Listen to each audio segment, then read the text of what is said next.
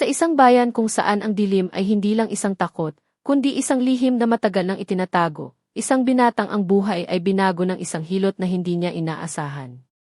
Ano nga ba ang tunay na presyo ng paglapit sa dilim? At hanggang saan ang kaya mong takasan, kung ang iyong kaluluwa ay naaalipin na ng takot? Alamin ang nakakakilabot na kwento ni Juanito at ang lihim na nagbabalik sa kanya sa mga mata ng aswang. Sa isang maliit na baryo sa ilalim ng bundok, may isang matandang manghihilot na kilala ng lahat.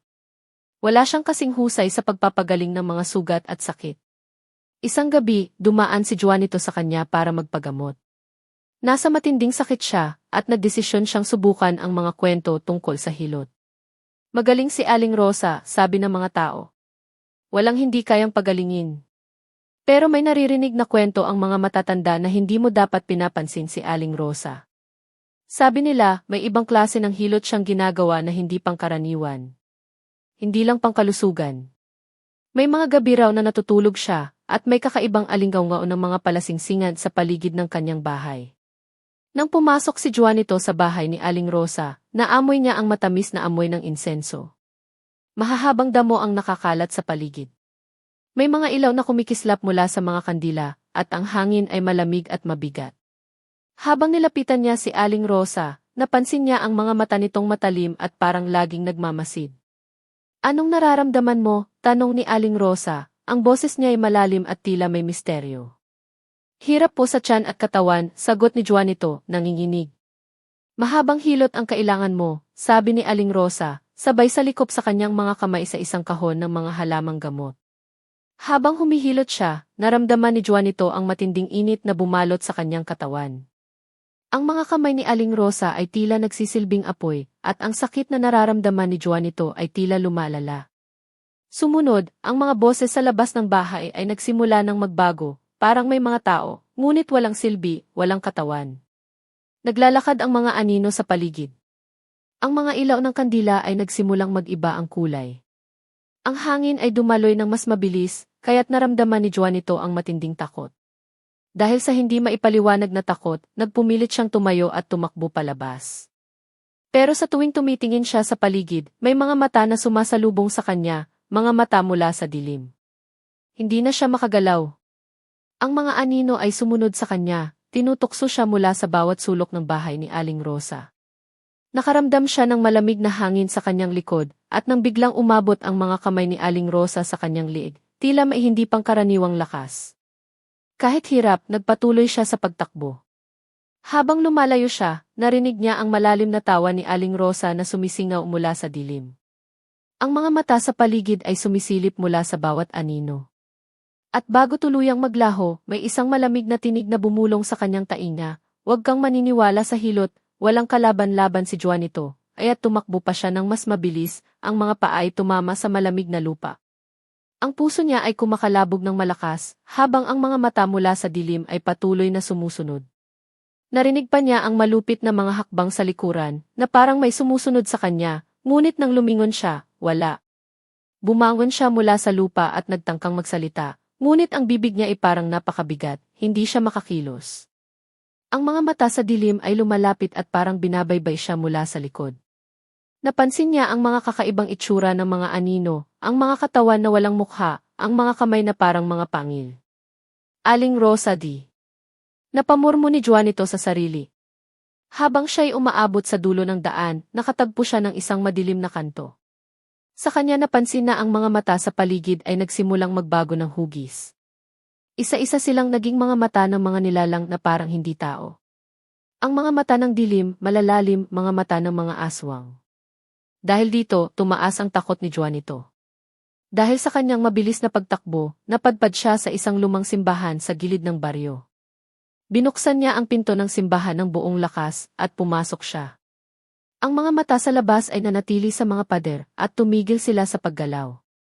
Sa loob ng simbahan, may malamlam na liwanag at ang hangin ay tila magaan. Huminga siya ng malalim at sa wakas, nakaramdam ng pag-asa. Ngunit hindi nagtagal, naramdaman niyang may isang malamig na kamay na humaplos sa kanyang balikat. Dahan-dahan niyang inangat ang kanyang mga mata. At nang makita niya ang anino na tumayo sa likod niya, may isang boses na pabulong na sumabi sa kanyang tenga. "Hindi ka makakatakas, Juanito." At sa mga salitang iyon, naramdaman niyang muli ang init ng mga mata mula sa dilim. Ang malamig na kamay na humaplos sa balikat ni Juanito ay parang nag-iinit, at isang panginginig ng takot ang bumalot sa kanyang katawan. Hindi niya kayang maglakad, hindi kayang lumingon. Ang mga mata na sumunod sa kanya mula sa dilim ay muling dumapo sa kanyang kaluluwa. Ang boses na nagbulong sa kanyang tenga ay naging mas malapit, parang nanggagaling na mismo mula sa ilalim ng kanyang balat.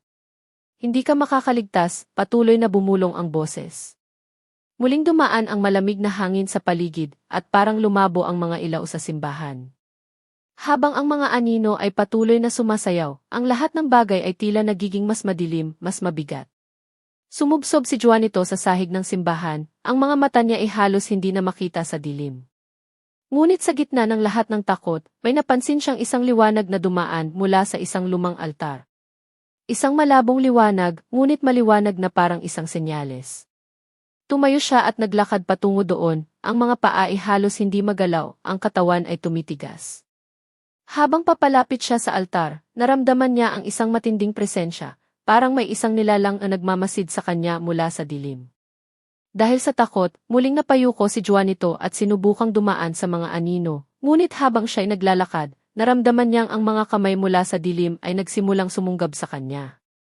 Nagkakasama ang mga anino at sa bawat hakbang na tinatangkang gawin ni Juanito, mas maraming mga nilalang ang lumalabas. Narinig niya ang mga boses na humihingal, parang mga nilalang na naghahanap ng isang kaluluwa upang kunin.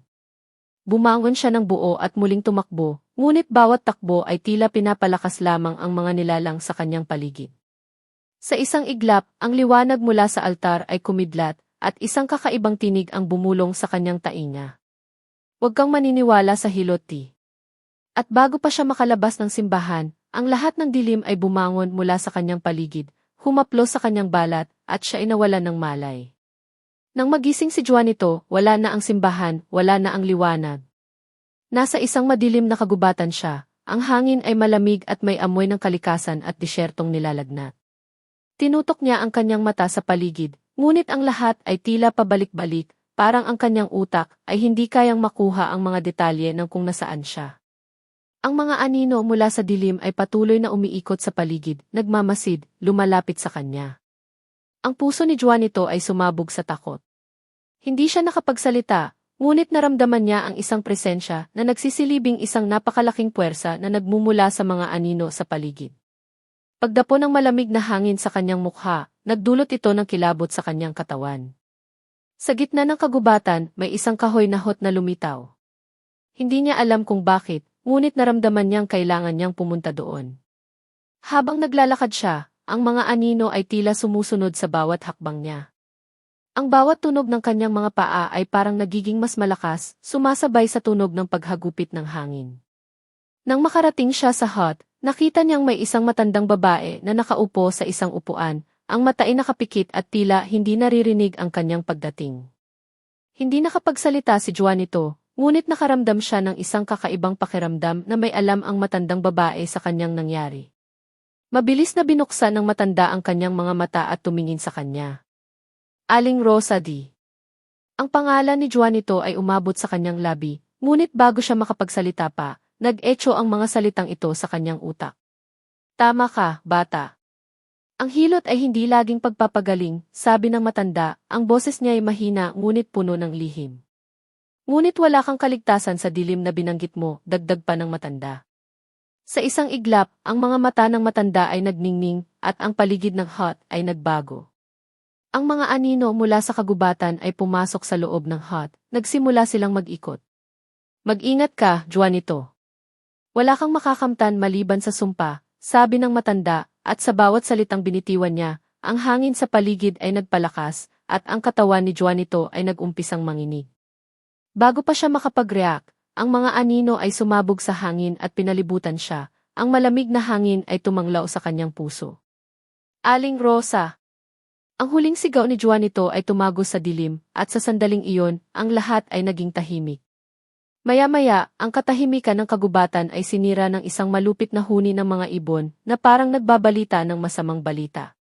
Ang mga anino na pumalibot kay Juanito ay nagbigay ng isang nakakatakot na ngiti, ang kanilang mga mata ay nagningning ng matalim, parang mga pangil na handang sumakmal. Hindi na siya makagalaw, ang katawan ay parang tinataniman ng mabibigat na bakal. Muli, narinig niya ang boses ng matandang babae, ngunit ang tono nito ay iba na. Ang hilot ay hindi lamang para sa pagpapagaling ng katawan. May mga pagkakataon na ginagamit ito upang magdala ng mas malalim na kapahamakan. Dahil sa takot, sinubukan ni Juanito na magsalita, ngunit walang lumabas na tinig mula sa kanyang bibig. Ang matandang babae ay tumayo mula sa kanyang upuan, at ang mga anino ay nagsimulang magsayaw sa paligid niya. Aling Rosa, ano po ba ang ibig mong sabihin? Ang tanong ni Juanito sa isip, ngunit alam niyang walang sagot na darating. Ang matanda ay tumingin sa kanya nang may kasamang pangungutya. Ang hilot na tinutukoy mo, Juanito, ay isang sinaunang ritual at hindi ito basta-basta. Habang nagsasalita, ang matandang babae ay naglakad patungo kay Juanito. Ang kanyang mata ay kumikislap ng isang lihim na matagal nang tinatago sa dilim. Huwag mong isipin na madali kang makakaligtas. Ang hilot ay may presyo, at kapag ikaw ay lumapit sa dilim, hindi ka na muling makakabalik.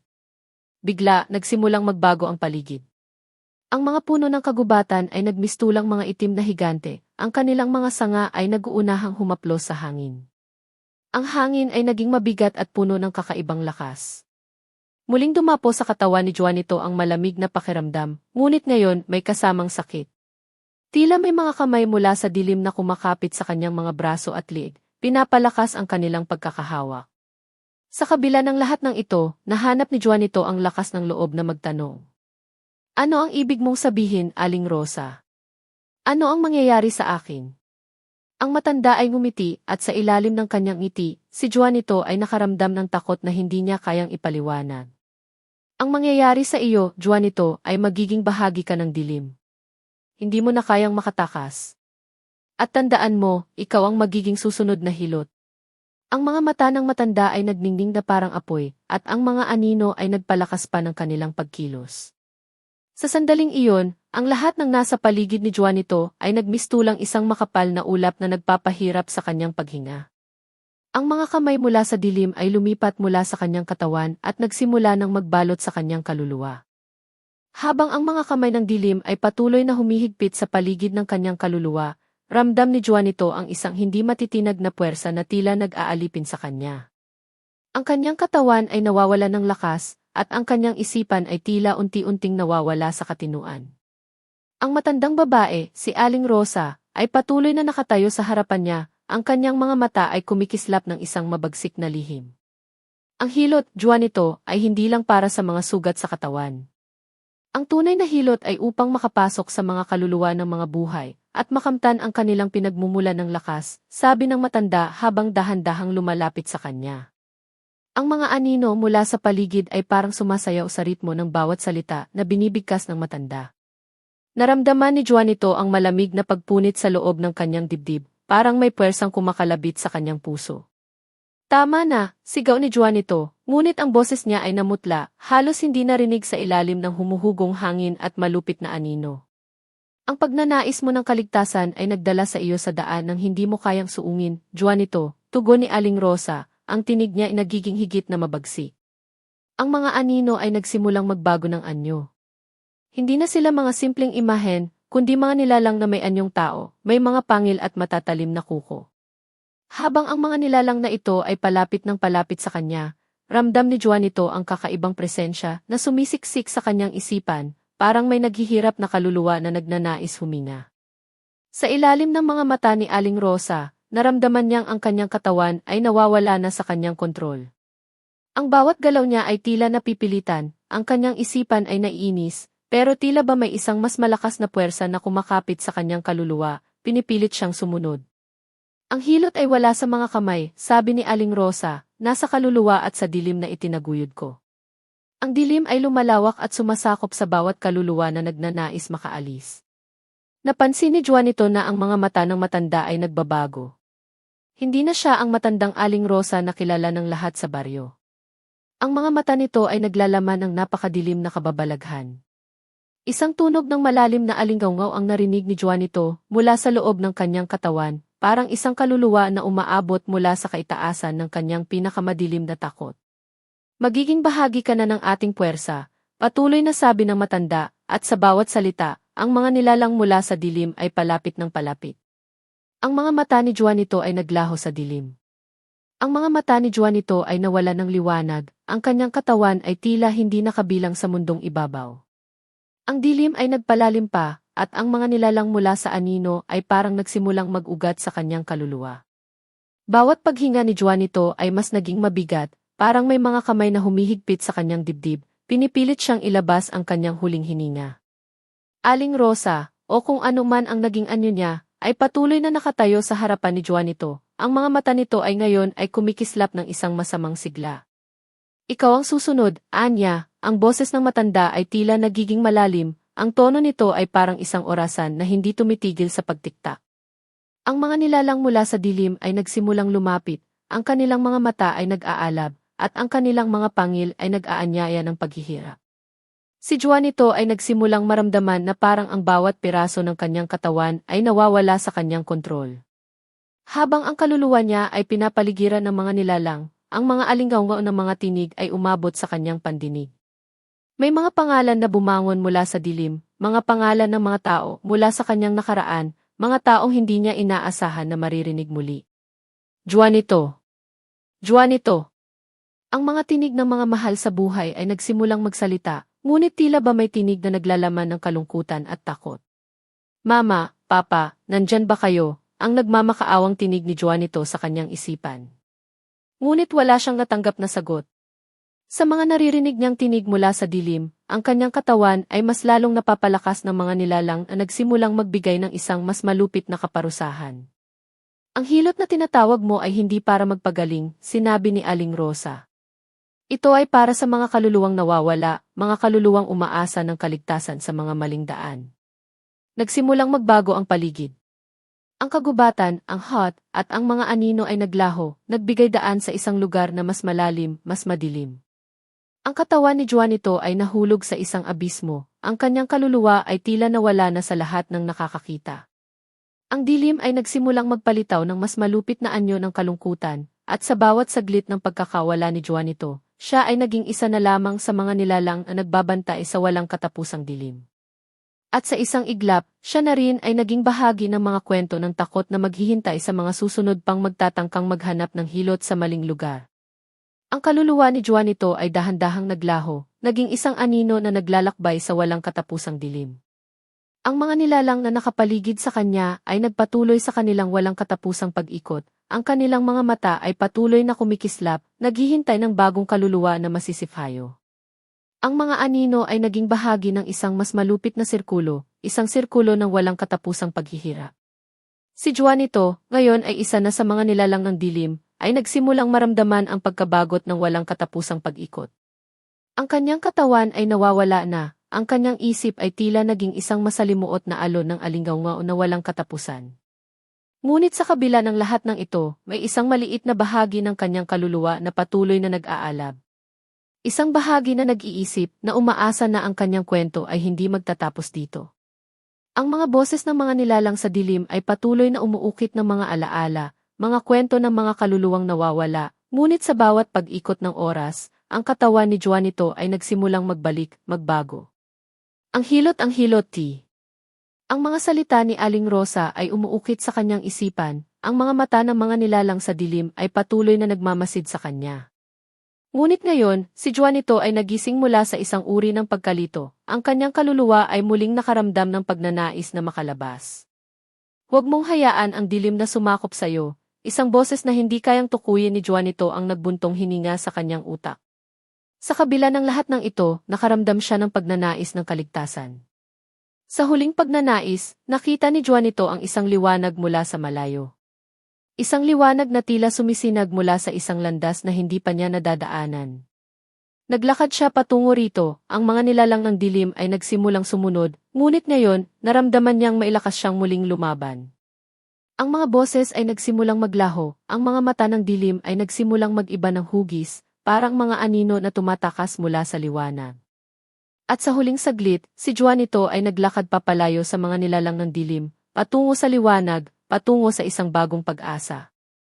Ngunit ang mga mata ni Aling Rosa ay patuloy na nakamasid mula sa ilalim ng dilim, ang mga salita niyang binigkas noon ay nagsisilbing babala. Ang hilot ay may presyo. Hindi mo kayang takasan ang dilim. At sa huling sigaw ng dilim, si Juanito ay patuloy na umalis, naglakbay patungo sa hindi alam na kinabukasan. Ngunit habang si Juanito ay patuloy na naglalakad papalayo mula sa dilim, ang kanyang mga paa ay nagsimulang manghina. Ang liwanag na tila nagsisilbing gabay ay naging malabo, parang nagsisimula itong maglaho sa hangin. Ang kanyang mga mata ay nagsimulang magdilim muli, at ang mga boses mula sa nakaraan ay nagsimula muling umuukit sa kanyang isipan. Ang hilot ay hindi matatakasan, ang boses ni Aling Rosa ay muling umabot sa kanya, nangingibabaw sa lahat ng naririnig niyang alingaungaw. Si Juanito ay nakaramdam ng takot, ngunit isang bahagi ng kanya ang nagsabi na kailangan niyang magpatuloy. Habang siya ay naglalakad, naramdaman niyang ang bawat hakbang ay nagiging mas mabigat. Ang mga anino mula sa dilim ay nagsimulang magbalik, umaabot mula sa mga gilid ng kanyang mata, at ang mga mata ng mga nilalang ay muling nagsimulang magningning.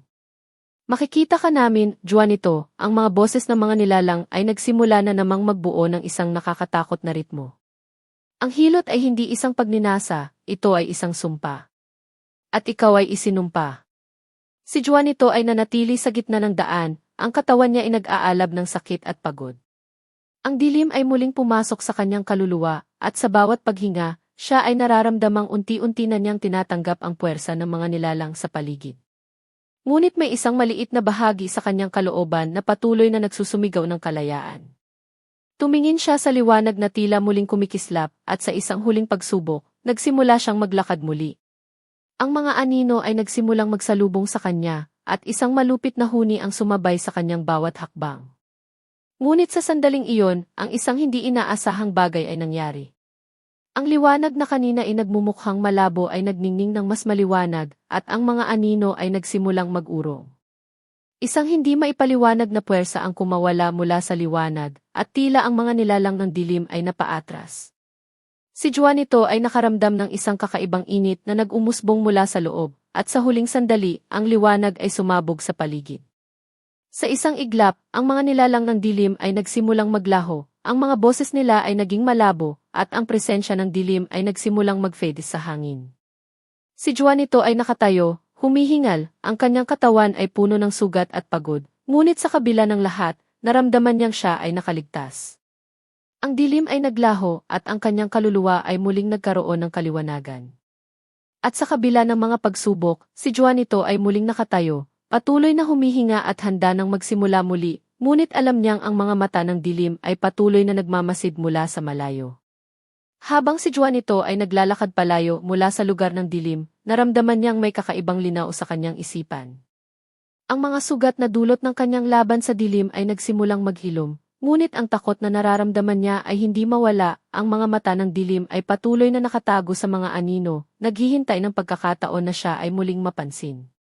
Nang umabot siya sa gilid ng kagubatan, ang mga puno na dati matataas at madilim ay nagmistulang mas magaan, mas maliwanag.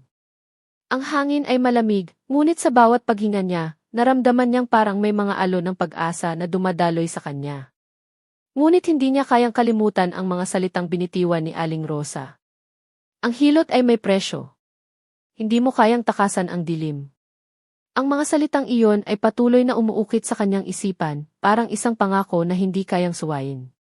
Minsan, habang siya'y naglalakad sa ilalim ng mga puno, naiisip ni Juanito kung tunay nga bang tapos na ang lahat. Ang liwanag na kanyang nahanap ay tila natatabingan ng mga ulap, at ang takot na itinanim sa kanyang puso ay patuloy na sumusubok na bumangon. Habang siya ay naglalakbay, napansin niyang may mga kakaibang nangyayari sa paligid. Minsan, may mga huni mula sa mga ibon na tila may kasamang tunog ng mga kaluskos, parang may mga anino na sumusunod sa bawat hakbang niya. Minsan, kapag tumitingin siya sa likod, naiisip niyang may mga matang nanonood mula sa dilim ng kagubatan. Si Juanito ay patuloy na naglalakad, ngunit ang mga tanong sa kanyang isipan ay hindi nawawala. Minsan, naiisip niya kung siya ba ay nakaligtas o kung siya ay naging bahagi na ng isang mas malupit na laro ng dilim. Habang siya ay umuusad, nakaramdam siya ng isang matinding sakit sa kanyang dibdib, isang pahiwatig na parang may mali sa kanyang katawan. Ang sakit ay nagiging mas malupit habang ang oras ay lumilipas. At sa isang hating gabi, habang ang buwan ay nag-aalaga ng kakaibang liwanag sa langit, naramdaman ni Juanito ang puwersang bumangon mula sa kanyang kaluluwa, ang hilot na tinatawag ni Aling Rosa. Dahil sa pagsubok na ipinagkaloob sa kanya, natutunan niyang hindi madaling iwasan ang mga bagay na nagmumula sa dilim, at ang hilot ay isang daan na may matinding kasaysayan. Ngunit may isang katanungan na patuloy na gumugulo sa kanyang isipan. Hanggang kailan ko kaya tatakasan ang mga mata ng dilim? Ang katanungan na iyon ay patuloy na bumangon sa isipan ni Juanito, isang tanong na hindi niya kayang sagutin. Habang siya ay naglalakad, ang dilim ng kagubatan ay nagsimulang magbago. Ang mga puno, na dati puno ng mga lihim, ay tila nagiging mas malapit, mas tahimik, na parang may mga mata na nakatingin sa kanya mula sa mga sanga. Nararamdaman ni Juanito ang isang malamig na hangin na dumaan sa kanyang balat, at sa bawat simoy nito, tila may mga boses na humihinga sa likod ng kanyang mga tenga. Ngunit nang siya ay lumingon, wala siyang nakitang anino, kundi ang walang katapusang mga puno at halaman. Dahil dito, mas lalo siyang nakaramdam ng takot. Ang mga mata ng dilim ay tila hindi nawawala, kundi patuloy na sumisiksik sa kanyang kaluluwa, naghihintay ng pagkakataon na siya ay muling madakip. Habang ang kanyang mga hakbang ay patuloy na naglalakad sa kaharian ng kagubatan, isang malupit na ingay ang biglang sumabog mula sa kanyang harapan. Ang mga sanga ng mga puno ay nagsimulang magdulot ng mga kakaibang tunog, at sa bawat ingay, naramdaman ni Juanito ang presensya ng isang bagay na mas malaki at mas makapangyarihan. Sa isang iglap, isang matinding boses ang narinig niya mula sa likod ng kanyang utak. Juanito, nakalimutan mo ba ang iyong pinagmulan? Sa mga salitang iyon, ang katawan ni Juanito ay parang napahinto, at isang malamig na pawis ang tumulo mula sa kanyang noo. Lumingon siya, at sa kanyang likod, nakita niyang unti-unting lumilitaw ang isang anyo mula sa mga anino.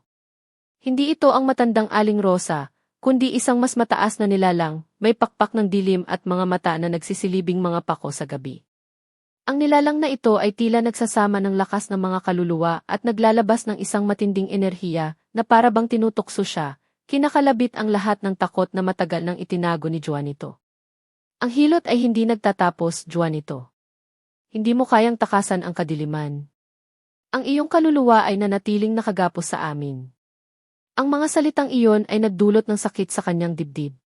Bawat himaymay ng kanyang katawan ay tila naglalabas ng apoy, at ang hangin ay nagiging mas mabigat, tulad ng mga puwersa na tumutulak mula sa loob.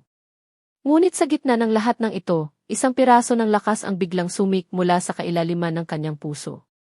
Sa mga mata ng dilim, hindi ako matatalo, sabi ni Juanito sa sarili, at sa mga salitang iyon, nagtipon siya ng lakas upang muling magpatuloy. Ang nilalang mula sa anino ay tumawa, ang tunog nito ay parang isang sirang alingaw-ngao na sumasaka sa kanyang isipan. Masdan mo, Juanito, ang iyong lakas. Ang hilot na itinaguyod ko sa iyo ay hindi basta-basta. Kaya mag-ingat ka. Ang bawat hakbang na iyong gagawin ay may presyo. Si Juanito ay nakatayo sa gitna ng kagubatan, ang katawan niya ay puno ng sugat, ang kaluluwa niya ay naglalaban sa pagitan ng dilim at liwanag. Hanggang kailan ko kaya tatakasan ang mga mata ng dilim? Ang tanong na iyon ay patuloy na bumangon mula sa kailaliman ng kanyang isipan, at siya ay nagpatuloy, naglakad na parang wala ng patutunguhan, ngunit alam niyang ang laban ay hindi pa tapos. At sa mga oras na ito, ang dilim ay muling sumik, at ang kwento ni Juanito ay patuloy na magiging bahagi ng isang walang katapusang siklo ng hilot at dilim. Ang dilim ay patuloy na bumabalot kay Juanito, at ang mga hakbang niya ay nagiging mas mabigat habang siya ay naglalakad sa ilalim ng malamlam na langit. Ang mga mata ng mga nilalang mula sa dilim ay tila nagsisilbing gabay, ngunit hindi siya matitinag. Isang puwersa ang patuloy na humihigpit sa kanyang kaluluwa, ngunit sa bawat hakbang na kanyang ginagawa, isang mas malalim na piraso ng lakas ang nagsisimula muling mag-alab mula sa kanyang dibdib. Habang patuloy ang laban sa loob ng kanyang isipan, napansin niyang ang kagubatan ay nagiging mas makulay. Ang mga puno na dating puno ng mga alingawngaw at kababalaghan ay ngayon nagsisimulang magbukas, naglalabas ng mga liwanag na parang mga bituin sa kalangitan. Ang hangin ay naging maligaya, at ang bawat dahan-dahang pagdapo ng mga dahon ay nagiging isang awit ng pag-asa. Dahil dito, si Juanito ay muling nakaramdam ng isang kakaibang pakiramdam ng kalayaan. Habang siya ay patuloy na naglalakad, ang mga nilalang mula sa dilim ay nagsimulang maglaho, ang kanilang mga mata ay naging malabo, at ang puwersa ng takot ay naglaho kasama ng hangin. Ang mga anino ay tila nagsimulang mag-fades, at si Juanito ay nakatayo sa isang lugar na puno ng liwanag. Sa huling mga saglit ng kanyang lakbay, naramdaman niyang siya ay muling buhay, hindi na alipin ng dilim at ng mga nilalang ng hilot. Ang hilot ay isang daan ng pagsubok, ngunit ang tunay na lakas ay matatagpuan sa loob ng bawat kaluluwa. Ang sabi ni Juanito sa sarili, ang mga mata niya ay kumikislap ng bagong sigla. At sa huling hakbang, siya ay tumingin sa harapan at nakita ang isang bagong daan, isang landas na puno ng liwanag at pag-asa. Si Juanito ay naglakad patungo sa bagong simula, ang mga mata ng dilim ay naglaho, at ang kanyang kaluluwa ay muling nakatagpo ng kapayapaan. Ngunit sa likod ng kanyang paglalakbay, naiwan ang isang paalala sa hangin.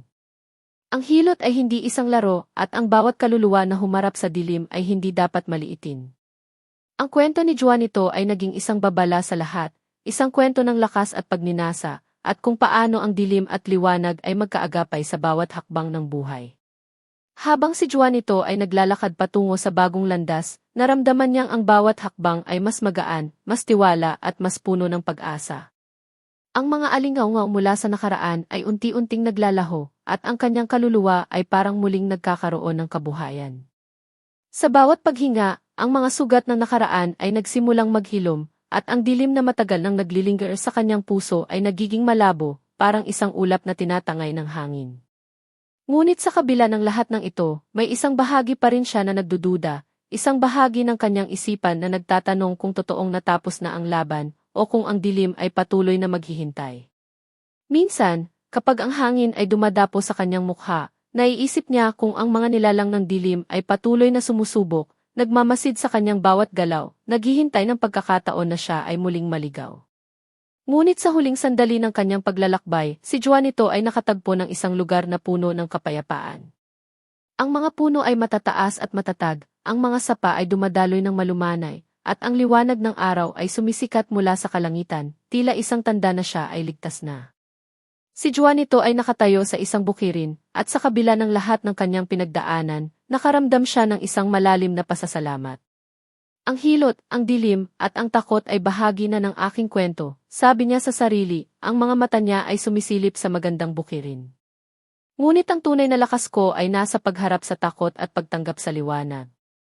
Ang hangin ay dumaan, nagdala ng mga dahon na parang nagsasabi ng saloobin ng kalikasan.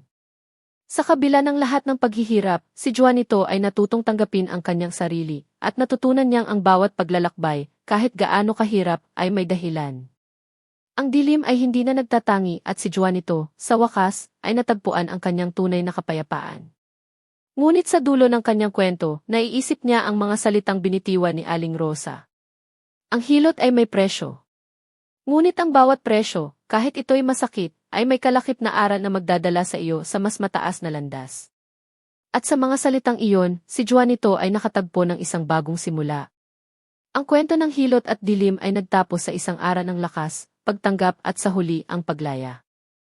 Habang si Juanito ay nagsimula ng bagong buhay, napansin niyang ang bawat araw ay may bagong kahulugan. Ang mga nararanasan niyang kaligayahan ay hindi na kasing simple ng dati, ngunit puno ng pasasalamat at pagninilay. Ang mga anino ng nakaraan ay nananatili sa kanyang isipan, ngunit hindi na siya takot sa mga ito. Dahil sa lahat ng kanyang pinagdaanan, natutunan niyang yakapin ang dilim at liwanag bilang magkaakibat at hindi bilang magkasalungat. Sa bawat kabila ng hirap, natutunan niyang tanggapin ang kanyang kahinaan at lakas. Minsan, kapag ang araw ay sumisikat at ang hangin ay dumadapo sa kanyang balat, naiisip niya kung ang lahat ng ito ay isang pagkakataon upang magbago, hindi lang para sa kanya, kundi para sa lahat ng kaluluwang tulad niya, na dumaan sa dilim at nakatagpo ng liwanag. Habang siya ay naglalakad sa kabukiran, nakita niyang may mga batang naglalaro, ang kanilang mga tawa ay nagdadala ng saya sa hangin. Si Juanito ay ngumiti. Alam niyang siya ay bahagi ng isang mas malaking kwento, isang kwento ng pagpapatawad at kalayaan. Ang mga bagay na madalas niyang ikatakot ay naging mga paalala ng kanyang lakas, at ang mga mata ng dilim ay nagsimulang magmukhang malabo. Ang mga alingaw ng hilot at ang mga nilalang ng dilim ay naging malayo, parang mga alaala ng isang masalimuot na kabanata na nagbigay daan sa mas maliwanag na bukas. Si Juanito ay natutong tanggapin na ang bawat karanasan, mabigat man o magaan, ay may papel sa kanyang paghubog bilang isang tao. At sa kanyang paglalakbay patungo sa bagong simula, alam niyang ang kwento ng hilot, ng dilim, at ng liwanag ay patuloy na magiging bahagi ng kanyang buhay. Ngunit ngayon, siya ay mailakas na magpatuloy, hindi takot, kundi puno ng pag-asa. Sa bawat kabila ng dilim, may liwanag na naghihintay, ang sabi ni Juanito sa kanyang sarili, habang ang kanyang mga mata ay sumisilip sa hinaharap. At ang bawat hakbang ay isang pagkakataon upang muling magsimula. At sa mga salitang iyon, si Juanito ay nagpapatuloy sa kanyang paglalakbay, naglalakad sa isang landas na puno ng bagong pag-asa at hindi natakot sa anuman. Habang ang mga araw ay patuloy na lumilipas, si Juanito ay natutong mamuhay ng buo, malaya mula sa mga takot at alalahanin na minsan ay nagtakda sa kanya sa isang landas ng dilim. Ang kanyang mga mata, na dati puno ng pagdududa, ay ngayon nagliliwanag ng pag-asa, at ang kanyang mga hakbang ay tiwala, hindi na nag-aalangan. Minsan, sa gitna ng katahimikan ng kabukiran, tinatanaw niya ang mga bundok na malayo sa kanyang paningin, at nararamdaman niyang ang bawat buhawi ng buhay ay may dahilan, mga pagsubok na nagiging pagkakataon para magbago. Ang mga anino ng nakaraan ay naiiwan na sa likod, at hindi na siya alinggaw sa kanilang mga boses. Si Juanito ay nakatagpo ng kapayapaan, hindi sa pag-iwas sa dilim, kundi sa pagyakap sa lahat ng aspeto ng buhay, pati na ang mga pagsubok na siyang nagpatibay sa kanya. Alam niyang hindi laging magiging madali at hindi laging maliwanag ang daraanan. Ngunit natutunan niyang ang tunay na lakas ay hindi nagmumula sa kakayahang iwasan ang dilim, kundi sa tapang na harapin ito, at matutunan ang mga aral na dulot ng bawat laban. Si Juanito ay tumingin sa kalangitan, at sa huling pagkakataon, ipinagpasalamat niya ang lahat ng nangyari, ang dilim, ang hilot, at ang lahat ng aral na natutunan mula sa mga nilalang na tinutukoy niyang itakot. At sa kabila ng lahat, isang pangako ang naiwan sa kanyang puso, na, sa kabila ng lahat ng pagsubok, ang buhay ay patuloy na magbibigay ng pagkakataon upang magsimula muli. Habang ang araw ay dahan-dahang lumulubog sa likod ng mga bundok, si Juanito ay tumalikod at nagpatuloy sa kanyang paglalakbay, alam niyang ang bawat hakbang ay isang paalala ng kanyang lakas, at ang bawat paghinga ay isang hakbang patungo sa bagong simula. Wala nang dilim, wala nang takot, puno na siya ng liwanag, at ang kwento ng hilot ay naging isang alaala lamang, isang aral sa kanyang puso na hindi kailanman malilimutan. At sa huling sandali, siya ay naglakad, patuloy sa kanyang landas, mas maliwanag, mas matatag, at higit sa lahat, mas maligaya.